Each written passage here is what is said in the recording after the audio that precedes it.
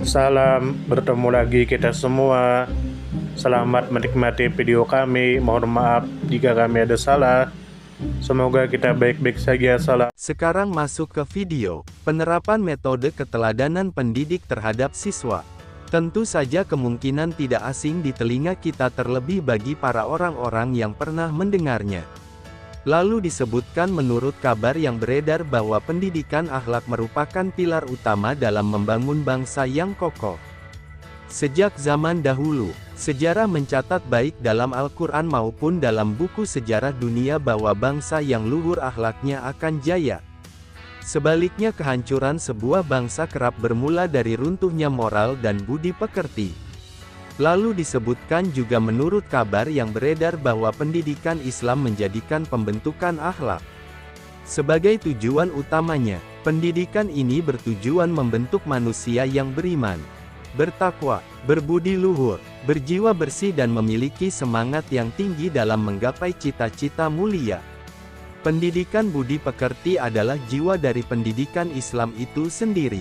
Lalu disebutkan juga menurut kabar yang beredar bahwa salah satu metode paling penting dalam pendidikan akhlak adalah metode keteladanan. Apa itu metode keteladanan? Metode ini adalah cara mendidik dengan memberikan contoh yang baik kepada peserta didik. Contoh tersebut bisa berupa ucapan, tindakan maupun sikap. Firman Allah dalam Al-Quran Surat Al-Ahzab ayat 21 mengabadikan keteladanan Rasulullah yang artinya, sesungguhnya telah ada pada diri Rasulullah itu suri teladan yang baik bagimu, yaitu bagi orang yang mengharap rahmat Allah dan kedatangan hari kiamat. Dan dia banyak menyebut Allah.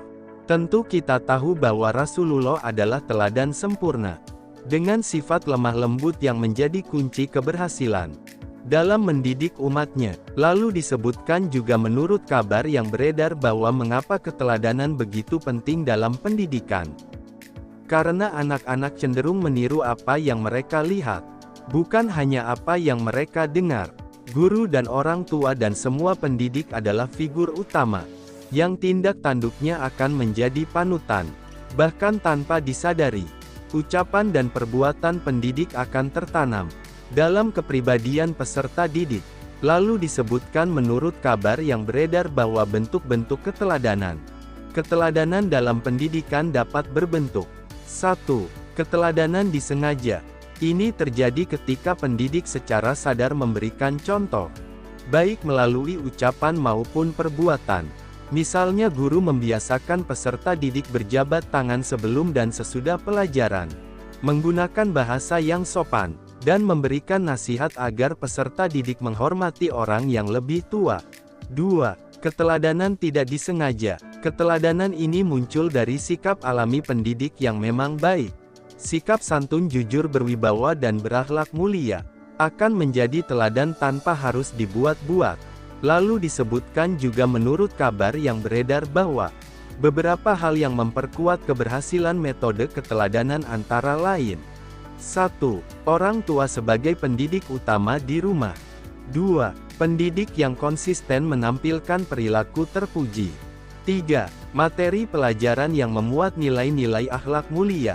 Lalu disebutkan juga menurut kabar yang beredar bahwa sayangnya ada juga faktor yang dapat menghambat keberhasilan metode ini seperti 1. Lingkungan pergaulan yang buruk atau teman sebaya atau tetangga dengan perilaku menyimpang.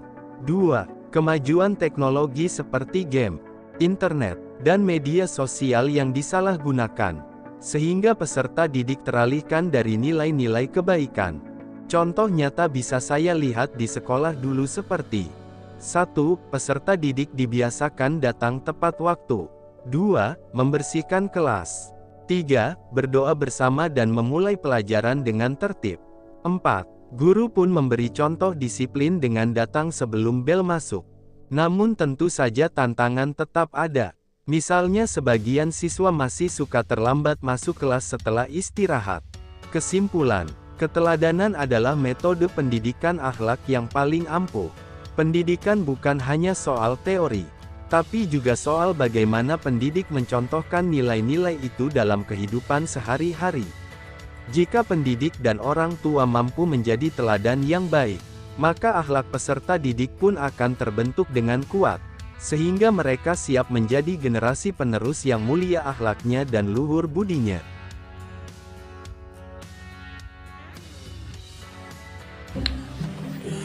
Semoga apa yang kami sampaikan bisa bermanfaat, menambah wawasan, dan jadi motivasi positif untuk kita semua.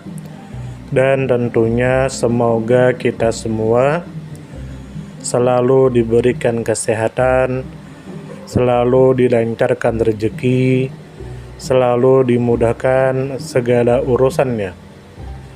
Dan jika Anda mempunyai pertanyaan atau komentar atau saran, langsung saja tulis di kolom komentar. Kami sangat terbuka buat masukan yang membangun supaya kedepannya bisa lebih baik lagi. Jangan lupa like, share, subscribe biar Anda tidak ketinggalan konten-konten seru dan bermanfaat. Tetap semangat, jaga kesehatan, dan terus jadi versi terbaik dari diri Anda. Sampai berjumpa di video selanjutnya. Salam hangat dari kami semua, dan selamat beraktivitas.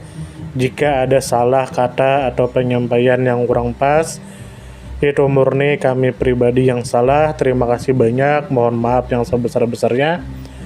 Semoga kita dan orang tua kita masuk surga, amin, salam damai.